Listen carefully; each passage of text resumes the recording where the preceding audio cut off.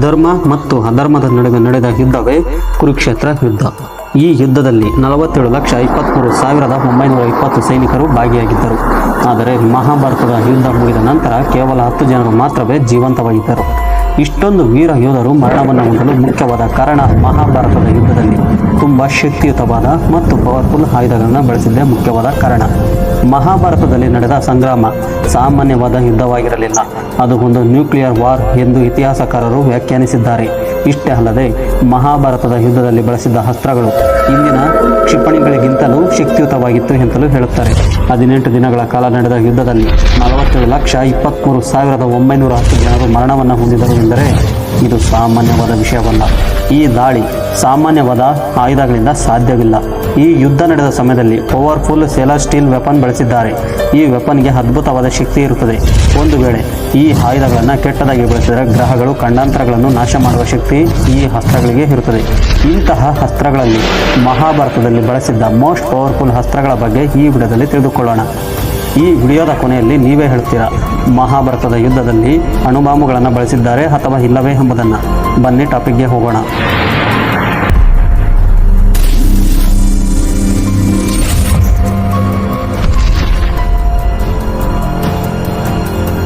ಮಹಾಭಾರತದ ಯುದ್ಧದಲ್ಲಿ ಅತ್ಯಂತ ಶಕ್ತಿಶಾಲಿ ಆಯುಧಗಳನ್ನು ಬಳಸಲಾಗಿತ್ತು. ಮಹಾಭಾರತದಲ್ಲಿ ಬಳಸಲಾದ ಕೆಲವೊಂದು ಆಯುಧಗಳು ಬ್ರಹ್ಮ, ವಿಷ್ಣು, ಮಹೇಶ್ವರರು ಬಳಸುತ್ತಿದ್ದ ಆಯುಧಗಳಾಗಿವೆ. ಮಹಾಭಾರತದಲ್ಲಿ ಬಳಸಲಾದ ಆಯುಧಗಳು ಯಾವುವು? ಇತ್ತೀಚಿನ ಯುದ್ಧಗಳಲ್ಲಿ ರಾಸಾಯನಿಕ ವಸ್ತುಗಳಿಂದ ತಯಾರಿಸಿದ ಆಯುಧಗಳನ್ನು ಬಳಸಲಾದರೆ, ಮಹಾಭಾರತದ ಯುದ್ಧದ ಸಮಯದಲ್ಲಿ ಮಂತ್ರಗಳಿಂದ ಬಂಧಿಸಲ್ಪಟ್ಟ ಆಯುಧಗಳಿಂದ ಯುದ್ಧವನ್ನು ಮಾಡುತ್ತಿದ್ದರು. ಮಹಾಭಾರತ ಯುದ್ಧದಲ್ಲಿ ಉಪಯೋಗಿಸಲಾದ ಆಯುಧಗಳನ್ನು ನೋಡುತ್ತಲೇ ಜನರು ಕಳೆದು ಹೋಗುತ್ತಾರೆ. ಇನ್ನು ಅದರ ಹೊಡೆತವೋ ಅದೆಷ್ಟೋ ಭೀಕರ. ಮಹಾಭಾರತದ ಯುದ್ಧದಲ್ಲಿ ಬಳಸಿದ್ದ ಮುಖ್ಯವಾದ ಆಯುಧಗಳು ಯಾವುವೆಂದರೆ, ನಂಬರ್ 10 ಅಸ್ತ್ರ ವಾಸವಿ ಅಸ್ತ್ರ, ಗಿಫ್ಟೆಡ್ ಟು ಇಂದ್ರ. ಈ ವಾಸವಿ ಶಕ್ತಿ ಅಥವಾ ಆಯುಧ ಇಂದ್ರನ ಆಯುಧವಾಗಿರುತ್ತದೆ. ಆದರೆ ಮಹಾಭಾರತದಲ್ಲಿ ಇಂದ್ರ ಈ ಆಯುಧವನ್ನು ಕರ್ಣನಿಗೆ ನೀಡುತ್ತಾನೆ. ಈ ಆಯುಧ ಮೋಸ್ಟ್ ಪವರ್ಫುಲ್ ಲೈಟ್ ಇಂಟೆನ್ಸಿಟಿಯಿಂದ ಕೂಡಿದ್ದು ಎಲೆಕ್ಟ್ರಿಸಿಟಿಯನ್ನು ಡಿಸ್ಚಾರ್ಜ್ ಮಾಡುವ ಒಂದು ದೈವಿಕ ಶಕ್ತಿಯಿಂದ ಕೂಡಿರುವ ಈಟಿ ಇದಾಗಿರುತ್ತದೆ. ಅಂದರೆ ಇದು ಗುಡುಗು ಮಿಂಚಿನಿಂದ ದಾಳಿ ಮಾಡುತ್ತದೆ. ಈ ಆಯುಧವನ್ನು ಪ್ರಯೋಗ ಮಾಡಿದರೆ ಗುರಿಯನ್ನು ಮುಟ್ಟದೆ ಬಿಡುವುದಿಲ್ಲ. ಆದರೆ ಈ ಆಯುಧವನ್ನು ಕೇವಲ ಒಮ್ಮೆ ಮಾತ್ರ ಬಳಸಬೇಕಾಗಿರುತ್ತದೆ. ಈ ಅಸ್ತ್ರವನ್ನು ಬಳಸಿದ ನಂತರ ಖಂಡಿತವಾಗಿ ಶತ್ರುವನ್ನು ಕೊಲ್ಲುತ್ತದೆ. ಈ ವಾಸವಿ ಶಕ್ತಿಯ ಒರಿಜಿನಲ್ ಹೆಸರು ಶಕ್ತಿ ಅಸ್ತ್ರ. ಆದರೆ ವಾಸವಿ ನೀಡಿದ ಶಕ್ತಿ ಆದ್ದರಿಂದ ಇದನ್ನು ವಾಸವಿ ಶಕ್ತಿ ಎಂದು ಕರೆಯುತ್ತಾರೆ. ಈ ಅಸ್ತ್ರವನ್ನು ಕರ್ಣ ಅರ್ಜುನನ ಕೊಲ್ಲಲು ಇಟ್ಟಿರುತ್ತಾನೆ. ಆದರೆ ಶ್ರೀಕೃಷ್ಣ ಯುಕ್ತಿಯಿಂದ ಈ ಅಸ್ತ್ರವನ್ನು ಘಟೋತ್ಕಚನ ಮೇಲೆ ಬಳಸುವಂತೆ ಮಾಡುತ್ತಾನೆ. ಮಹಾಭಾರತದ ಯುದ್ಧದಲ್ಲಿ ಕರ್ಣನಿಗೆ ಮತ್ತು ಅರ್ಜುನನಿಗೆ ಯುದ್ಧ ಶುರುವಾಗುತ್ತದೆ. ಈ ಸಮಯದಲ್ಲಿ ದೇವತೆಗಳ ರಾಜನಾದ ಇಂದ್ರನು ಕರ್ಣನ ಬಳಿಗೆ ಬಂದು ಅವನ ಕವಚ ಕುಂಡಲಿಗಳನ್ನು ನೀಡುವಂತೆ ಬೇಡಿಕೆಯನ್ನು ಇಡುತ್ತಾನೆ. ಕ್ಷಣಾರ್ಧದಲ್ಲಿಯೇ ಯೋಚಿಸದೆ ತನ್ನ ಜನ್ಮದ ಜೊತೆ ಬಂದಿದ್ದ ಕವಚಗಳನ್ನು ದಾನ ಕೇಳಿದ ಇಂದ್ರನಿಗೆ ನೀಡುತ್ತಾನೆ. ಇದರಿಂದ ಸಂತೃಪ್ತಿ ಹೊಂದಿದ ಇಂದ್ರ ಕರ್ಣನಿಗೆ ಏನನ್ನಾದರೂ ಮಾಡಬೇಕೆಂದು ತನ್ನ ಬಳಿಯಲ್ಲಿ ಇದ್ದ ವಾಸವಿ ಅಸ್ತ್ರವನ್ನು ಬಹುಮಾನವಾಗಿ ನೀಡುತ್ತಾನೆ. ಈ ಅಸ್ತ್ರಕ್ಕೆ ದೇವತೆಗಳನ್ನು ಕೊಲ್ಲುವಷ್ಟು ಶಕ್ತಿ ಇರುತ್ತದೆ. ಇದು ಒಂದು ದೈವಾನುಗ್ರಹವಾದ ಆಯುಧ. ಈ ಆಯುಧ ಯಾರ ಬಳಿಯಲ್ಲಿ ಇರುತ್ತದೆಯೋ ಅವರಿಗೆ ಸೋಲು ಎಂಬುದು ಇರುವುದಿಲ್ಲ. ಈ ಆಯುಧ ಕೇವಲ ಕರ್ಣನೊಬ್ಬ ಅರ್ಹ ಎಂದು ಅವನಿಗೆ ನೀಡುತ್ತಾನೆ. ಕರ್ಣ ಅರ್ಜುನನ ಕೊಲ್ಲುವ ಏಕೈಕ ಆಯುಧವೆಂದರೆ ಇದೊಂದೇ ಎಂದು ಇದನ್ನು ಅರ್ಜುನನಿಗಾಗಿ ಎತ್ತಿ ಇಡುತ್ತಾನೆ. ಯುದ್ಧದಲ್ಲಿ ಭೀಮನ ಮಗನಾದ ಘಟೋತ್ಕಚ ಒಬ್ಬನೇ ಕೌರವರ ಸೈನ್ಯವನ್ನು ನಾಶ ಮಾಡುತ್ತಿರುತ್ತಾನೆ. ಈ ಸಮಯದಲ್ಲಿ ದುರ್ಯೋಧನ ಕರ್ಣನನ್ನು ಮೊರೆ ಹೋದದ್ದರಿಂದ ಕರ್ಣ ಮನಸ್ಸಿಲ್ಲದೆ ವಾಸವಿ ಅಸ್ತ್ರವನ್ನು ಪ್ರಯೋಗ ಮಾಡುತ್ತಾನೆ. ನಂಬರ್ 9 ಅಸ್ತ್ರ ವಜ್ರಾಯುಧ, ಪರ್ಸನಲ್ ವೆಪನ್ ಆಫ್ ಇಂದ್ರ. ವಜ್ರಾಯುಧ ಇಂದ್ರನ ಅತ್ಯಂತ ಶಕ್ತಿಯುತವಾದ ಆಯುಧ. ಮಹಾಭಾರತದ ಯುದ್ಧದ ಸಮಯದಲ್ಲಿ ಇಂದ್ರ ಅರ್ಜುನನಿಗೆ ನೀಡುತ್ತಾನೆ. ಈ ಆಯುಧವನ್ನು ತಜೀಚಿ ಎಂಬುವ ಮಹರ್ಷಿಯ ಬೆನ್ನಿನ ಮೂಳೆಯನ್ನು ತಯಾರಿಸಿದ ಆಯುಧವಾಗಿರುತ್ತದೆ. ವಜ್ರ ಎಂದರೆ ಸಂಸ್ಕೃತದಲ್ಲಿ ಡಿವೈನ್ ಲೈಟ್ಸ್ ಎಂದರ್ಥ. ಈ ಅಸ್ತ್ರ ಗಾಳಿಯಲ್ಲಿ ಪ್ರಯೋಗ ಮಾಡಿದರೆ ಮಿಂಚಿನಿಂದ ದಾಳಿ ಮಾಡುತ್ತದೆ. ಒಂದು ಬಾರಿ ಇದನ್ನು ಟಾರ್ಗೆಟ್ ಮಾಡಿ ಬಳಸಿದರೆ ಆಕಾಶದಿಂದ ಮಿಂಚಿನ ಮಳೆಯನ್ನು ಸುರಿಸುತ್ತದೆ. ವಜ್ರಾಯುಧವನ್ನು ಮಹಾಭಾರತದ ಯುದ್ಧದಲ್ಲಿ ಅತ್ಯಂತ ಭಯಂಕರವಾದ ಆಯುಧಗಳಲ್ಲಿ ಒಂದು ಎಂದು ಪರಿಗಣಿಸಲಾಗಿದೆ. ಏಕೆಂದರೆ ಈ ಆಯುಧ ಶತ್ರು ಸೈನ್ಯಕ್ಕೆ ಅತ್ಯಂತ ಪ್ರಾಣ ನಷ್ಟವನ್ನು ಉಂಟು ಮಾಡುತ್ತದೆ. ಮಹಾಭಾರತದಲ್ಲಿ ಮೋಸ್ಟ್ ಡಿಸ್ಟ್ರಕ್ಟಿವ್ ವೆಪನ್ ಧೃತರಾಸು ಎಂಬ ರಾಕ್ಷಸನನ್ನು ಕೊಲ್ಲಲು ಬಳಸುತ್ತಾರೆ. ಈ ಧೃತರಾಸನು ಮಹಾಶಕ್ತಿ ಸಂಪನ್ನನಾದ ರಾಕ್ಷಸನಾಗಿರುತ್ತಾನೆ. ದೇವತೆಗಳ ಮೇಲೆ ಕೋಪದಿಂದ ತಪಸ್ಸನ್ನು ಆಚರಿಸುತ್ತಾನೆ. ಲೋಹದ ಆಯುಧದಿಂದ ತಯಾರಾಗದ ಆಯುಧದಿಂದಲೇ ನನ್ನ ಸಾವು ಬರಬೇಕೆಂದು ವರವನ್ನು ಪಡೆಯುತ್ತಾನೆ. ವರದ ಪವರ್ನಿಂದ ದೇವಲೋಕಕ್ಕೆ ದಾಳಿ ಮಾಡಿ ಇಂದ್ರನ ಆಸ್ಥಾನವನ್ನು ಆಕ್ರಮಿಸುತ್ತಾನೆ. ದೇವತೆಗಳನ್ನು ಶಿಕ್ಷಿಸುತ್ತಾನೆ. ಏನು ಮಾಡದ ಪರಿಸ್ಥಿತಿಯಲ್ಲಿ ಇರುವ ಇಂದ್ರ ಮತ್ತು ಇಂದ್ರನ ಆಸ್ಥಾನದಲ್ಲಿ ಇದ್ದ ದೇವತೆಗಳು ಎಲ್ಲರೂ ನಾರಾಯಣನ ಮೊರೆ ಹೋಗುತ್ತಾರೆ. ಈ ಸಮಯದಲ್ಲಿ ಶ್ರೀಹರಿ ಒಂದು ಬಲವಾದ ಬೆನ್ನಿನ ಮೂಳೆಯಿಂದ ಒಂದು ಆಯುಧವನ್ನು ಮಾಡುವಂತೆ ತಿಳಿಸುತ್ತಾನೆ. ಆದರೆ ಇದಕ್ಕೆ ಬಲದ ಜೊತೆಗೆ ತಪಸ್ಸಿನ ಶಕ್ತಿ ಸಹ ಇರಬೇಕೆಂದು ಹೇಳುತ್ತಾನೆ. ಇದಕ್ಕೆ ಭೃಗು ಮಹರ್ಷಿಯ ಮಗನಾದ ದಾವಿಚಿಯನ್ನು ಆರಿಸಿಕೊಳ್ಳುತ್ತಾರೆ. ದೇವೇಂದ್ರ ದಾವಿಚಿಯ ಬಳಿಗೆ ಬಂದು ವಿಷಯವನ್ನು ತಿಳಿಸಿದಾಗ ದಾವಿಚಿ ಅಂಗೀಕರಿಸಿ ತಪಸ್ಸಿನ ಶಕ್ತಿಯಿಂದ ತನ್ನ ಬೆನ್ನಿನ ಮೂಳೆಯನ್ನು ನೀಡುತ್ತಾನೆ. ಯೋಗ ಶಕ್ತಿಯಿಂದ ಪ್ರಾಣ ತ್ಯಾಗ ಮಾಡುತ್ತಾನೆ. ಈ ರೀತಿಯಲ್ಲಿ ತಯಾರಾಗಿದ್ದೆ ಈ ವಜ್ರಾಯುಧ. ಈ ವಜ್ರಾಯುಧದಿಂದಲೇ ಋತರಾಸು ರಾಕ್ಷಸನನ್ನು ವಧಿಸುತ್ತಾನೆ ದೇವೇಂದ್ರ. ಅಂದಿನಿಂದ ಈ ಆಯುಧವೇ ಇಂದ್ರನ ಪ್ರಧಾನ ಆಯುಧವಾಗಿರುತ್ತದೆ. Next number 8, Narayana Astra, personal weapon of Vishnu. Narayana ಅಸ್ತ್ರವು ಸಾಕ್ಷಾತ್ ವಿಷ್ಣುವಿನ ಮುಖ್ಯವಾದ ಆಯುಧ. ಮಹಾಭಾರತದಲ್ಲಿ ಇದನ್ನು ಪ್ರಯೋಗಿಸುವವರು ಕೇವಲ ಕೃಷ್ಣ, ದ್ರೋಣ ಮತ್ತು ಅಶ್ವತ್ಥಾಮರಿಗೆ ಮಾತ್ರವೇ ತಿಳಿದಿರುತ್ತದೆ. ವಿಷ್ಣು ಭಗವಾನ್ ಈ ಆಯುಧವನ್ನು ದ್ರೋಣರಿಗೆ ನೀಡಿ ಆಶೀರ್ವದಿಸುತ್ತಾರೆ. ದ್ರೋಣರು ತಮ್ಮ ಮಗನಾದ ಅಶ್ವತ್ಥಾಮರಿಗೆ ಮಗನ ಮೇಲಿದ್ದ ಪ್ರೇಮದಿಂದ ನೀಡುತ್ತಾರೆ. ಈ ಆಯುಧವನ್ನು ನೋಡಲು ಒಂದು ರೌಂಡ್ ಶೇಪ್ನ ಡಿಸ್ಕ್ನ ರೀತಿಯಲ್ಲಿ ಕಾಣುತ್ತದೆ. ಆದರೆ ಲಕ್ಷಾಂತರ ಕ್ಷಿಪಣಿಗಳನ್ನು ಒಂದೇ ಬಾರಿಗೆ ಪ್ರಯೋಗಿಸಿದರೆ ಎಷ್ಟು ಪವರ್ಫುಲ್ ಆಗಿರುತ್ತದೆಯೋ ಅಷ್ಟೊಂದು ಇಂಟೆನ್ಸಿಟಿಯಿಂದ ಈ ಆಯುಧ ಕೆಲಸ ಮಾಡುತ್ತದೆ. ಈ ಅಸ್ತ್ರವನ್ನು ಒಂದು ಬಾರಿ ಪ್ರಯೋಗಿಸಿದರೆ ಸಾಕು, ಇದು ಬಾಣಗಳ ಮಳೆಯನ್ನೇ ಸುರಿಸುತ್ತದೆ. ಇದರಿಂದ ತಪ್ಪಿಸಿಕೊಳ್ಳುವ ಏಕೈಕ ಮಾರ್ಗವೆಂದರೆ ಇದನ್ನು ಬಳಸದೇ ಇರುತ್ತದೆ. ಈ ಅಸ್ತ್ರವನ್ನು ಯಾರಾದರೂ ಸರಿ ತಮ್ಮ ಜೀವಿತ ಅವಧಿಯಲ್ಲಿ ಕೇವಲ ಒಂದು ಬಾರಿ ಮಾತ್ರವೇ ಬಳಸಬಹುದು. ಇದನ್ನು ಬಿಟ್ಟು ಮತ್ತೆ ಯಾರು ಪ್ರಯೋಗಿಸುತ್ತಾರೆಯೋ ಈ ಆಯುಧ ಅವರನ್ನೇ ಟಾರ್ಗೆಟ್ ಮಾಡುತ್ತದೆ. ಇದರಿಂದಲೇ ಈ ಅಸ್ತ್ರ ಹಿಂದೂ ಪುರಾಣಗಳಲ್ಲಿ ಮೋಸ್ಟ್ ಪವರ್ಫುಲ್ ಅಸ್ತ್ರ. ಕುರುಕ್ಷೇತ್ರ ಯುದ್ಧದಲ್ಲಿ ಪಾಂಡವರಿಂದ ದ್ರೋಣಾಚಾರ್ಯರು ಮರಣವನ್ನು ಹೊಂದುತ್ತಾರೆ. ತನ್ನ ತಂದೆಯ ಸಾವಿಗೆ ಕಾರಣರಾದ ಪಾಂಡವರ ಮೇಲೆ ದ್ವೇಷವನ್ನು ಸಾಧಿಸುತ್ತಾನೆ ಅಶ್ವತ್ಥಾಮ. ಇದರಿಂದಲೇ ಅವರ ಮೇಲೆ ನಾರಾಯಣಾಸ್ತ್ರವನ್ನು ಪ್ರಯೋಗಿಸುತ್ತಾನೆ. ತಕ್ಷಣವೇ ಅಲರ್ಟ್ ಆದ ಶ್ರೀಕೃಷ್ಣ ಪಾಂಡವರ ಸೈನ್ಯವನ್ನು ತಮ್ಮ ಕೈನಲ್ಲಿ ಹಿಡಿದಿರುವ ಆಯುಧವನ್ನು ಬಿಟ್ಟು ನೆಲದ ಮೇಲೆ ಮಲಗಿಕೊಳ್ಳಿ ಎಂದು ಹೇಳುತ್ತಾನೆ. ಇದು ಶ್ರೀ ವಿಷ್ಣುವಿನ ಆಯುಧ, ಆದ್ದರಿಂದ ಈ ಅಸ್ತ್ರಕ್ಕೆ ಶರಣಾಗದೆ ಬೇರೆ ಮಾರ್ಗವಿಲ್ಲ ಎಂದು ಹೇಳುತ್ತಾನೆ. ಎಲ್ಲ ವೀರ ಯೋಧರು ಇದಕ್ಕೆ ಸಮ್ಮತಿಸುತ್ತಾರೆ. ಆದರೆ ಭೀಮ ಶರಣಾಗುವುದು ಹೇಡಿಯ ಕೆಲಸ ಎಂದು ಭಾವಿಸುತ್ತಾನೆ. ಇಷ್ಟೇ ಅಲ್ಲದೆ ಆ ಅಸ್ತ್ರದ ಮೇಲೆ ದಾಳಿಯನ್ನು ನಡೆಸುತ್ತಾನೆ. ಇದರಿಂದ ನಾರಾಯಣಾಸ್ತ್ರ ಭೀಮನನ್ನು ಟಾರ್ಗೆಟ್ ಮಾಡುತ್ತದೆ. ಕೊನೆಗೆ ಶ್ರೀಕೃಷ್ಣ ಮತ್ತು ಆತನ ಸಹೋದರರು ಅವನನ್ನು ತಡೆದಿದ್ದರಿಂದ ಭೀಮನನ್ನು ಕೊಲ್ಲುವುದಿಲ್ಲ. Next number 7, Brahmastra, a weapon created by Brahma. ಬ್ರಹ್ಮಾಸ್ತ್ರವನ್ನು ಬ್ರಹ್ಮದೇವರು ಸೃಷ್ಟಿಸುತ್ತಾರೆ. ಈ ಅಸ್ತ್ರವನ್ನು ಪ್ರಯೋಗಿಸುವ ಜ್ಞಾನ ಎಲ್ಲರಿಗೂ ಇರುವುದಿಲ್ಲ. ಕೇವಲ ಪರಶುರಾಮ, ದ್ರೋಣರು, ಕೃಪಾಚಾರ್ಯರು, ಭೀಷ್ಮ, ಕರ್ಣ, ಅಶ್ವತ್ಥಾಮ, ಅರ್ಜುನ ಮುಂತಾದವರು ಮಾತ್ರವೇ ಈ ಆಯುಧವನ್ನು ಪ್ರಯೋಗಿಸುವ ಜ್ಞಾನವನ್ನು ಪಡೆದಿರುತ್ತಾರೆ. ಬ್ರಹ್ಮಾಸ್ತ್ರ ಈ ಸೃಷ್ಟಿ ತಯಾರಾಗುವ ಬ್ರಹ್ಮಶಕ್ತಿಯ ಮೂಲದಿಂದ ತಯಾರಾಗಿರುತ್ತದೆ. ಇದರಿಂದಲೇ ಈ ಅಸ್ತ್ರದ ನಾಶವಿಲ್ಲ, ವಿನಾಶವನ್ನು ಹೊರತು ಎಂತಲೂ ಹೇಳುತ್ತಾರೆ. ಬ್ರಹ್ಮಾಸ್ತ್ರವನ್ನು 5th ಜನರೇಷನ್ ಕ್ಷಿಪಣಿ ಅಂತಲೂ ಹೇಳಬಹುದು. ಏಕೆಂದರೆ ಈ ಅಸ್ತ್ರ ನ್ಯೂಕ್ಲಿಯರ್ ಶಕ್ತಿಯನ್ನು ಹೊಂದಿರುತ್ತದೆ. ಈ ಬ್ರಹ್ಮಾಸ್ತ್ರವನ್ನು ಒಂದು ಬಾರಿ ಪ್ರಯೋಗಿಸಿದರೆ ಇಡೀ ಈ ಬ್ರಹ್ಮಾಂಡವನ್ನೇ ನಾಶ ಮಾಡುತ್ತದೆ.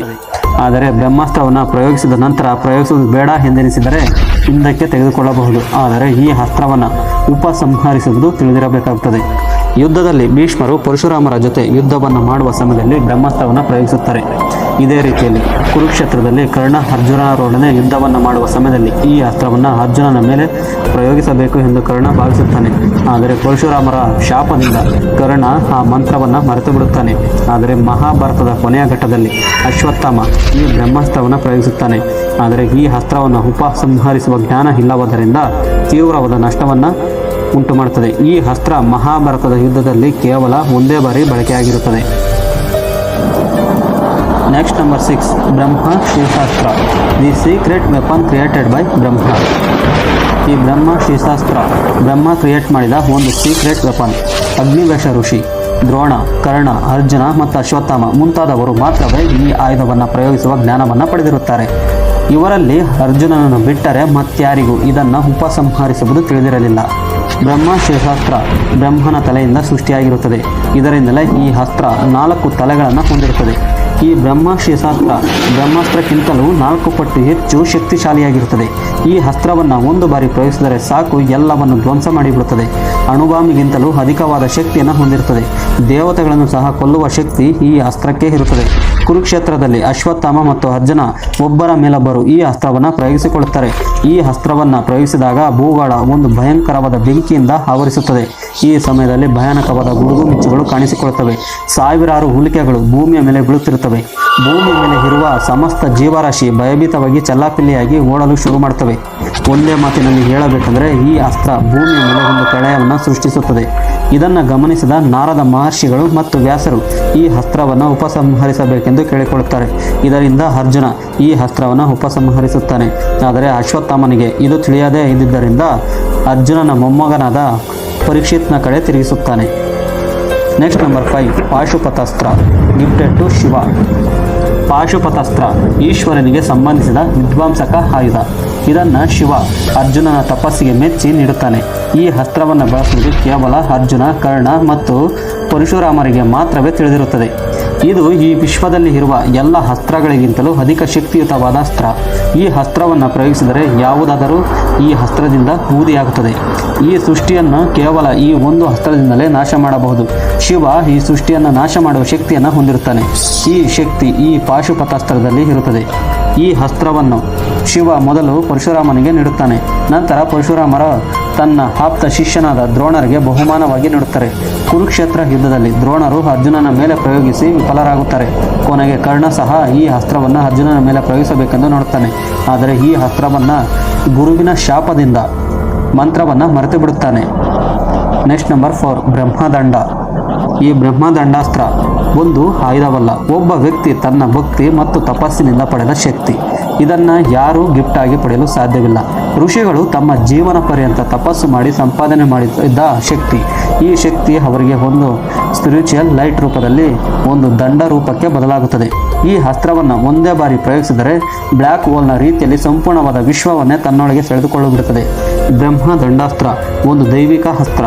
ಕುರುಕ್ಷೇತ್ರದಲ್ಲಿ ಬಳಸಿದ ಅತ್ಯಂತ ರಕ್ಷಣಾ ಆಯುಧ ಈ ಬ್ರಹ್ಮದಂಡಾಸ್ತ್ರ. ವಿಶ್ವಾಮಿತ್ರನ ದಾಳಿಯಿಂದ ತಮ್ಮನ್ನು ತಾವು ರಕ್ಷಿಸಿಕೊಳ್ಳಲು ಇದನ್ನು ವಸಿಷ್ಠ ಮಹರ್ಷಿಗಳು ಬಳಸಿದ್ದಂತೆ ಪುರಾಣಗಳಲ್ಲಿ ಹೇಳುತ್ತವೆ. ಬ್ರಹ್ಮಾಸ್ತ್ರ ಮತ್ತು ಬ್ರಹ್ಮಶಿರಾಸ್ತ್ರವನ್ನು ತನ್ನೊಳಗೆ ಸೆಳೆದುಕೊಳ್ಳುವ ಶಕ್ತಿ ಈ ಬ್ರಹ್ಮದಂಡಾಸ್ತ್ರಕ್ಕೆ ಇರುತ್ತದೆ. Next number 3, Sudarshana Chakra. Personal weapon of Vishnu. Sudarshana Chakra Vishnu ದೇವರ ಮೋಸ್ಟ್ ಪವರ್ಫುಲ್ ವೆಪನ್. ರಾಕ್ಷಸರ ಸಂಹಾರಕ್ಕಾಗಿ ಶ್ರೀ ವಿಷ್ಣು ಸಾವಿರಾರು ವರ್ಷಗಳ ಕಾಲ ಕಠೋರವಾದ ತಪಸ್ಸು ಮಾಡುತ್ತಾನೆ. ಈ ಸಮಯದಲ್ಲಿ ಶಿವ ಪ್ರತ್ಯಕ್ಷನಾಗಿ ಈ ಆಯುಧವನ್ನು ವಿಷ್ಣುವಿಗೆ ನೀಡುತ್ತಾನೆ. ಅಂದಿನಿಂದ ಮಹಾವಿಷ್ಣು ತನ್ನ ಎಲ್ಲ ಅವತಾರಗಳಲ್ಲಿ ಈ ಆಯುಧವಿರುತ್ತದೆ. ಸುದರ್ಶನ ಚಕ್ರ ಅತ್ಯಂತ ಭಯಂಕರವಾದ ಆಯುಧ. 108 ಕತ್ತಿಗಳನ್ನು ಹೊಂದಿದ್ದು ಒಂದು ಡಿಸ್ಕ್ನ ರೂಪದಲ್ಲಿ ಇರುತ್ತದೆ. ಈ ಆಯುಧ ಟಾರ್ಗೆಟ್ ಮಾಡಿ ರಿಲೀಸ್ ಮಾಡಿದರೆ ಶತ್ರು ಎಷ್ಟೇ ಶಕ್ತಿಯುತವಾಗಿದ್ದರೂ ಬೇಟೆಯಾಡಿ ಅವನನ್ನು ಕೊಲ್ಲುತ್ತದೆ.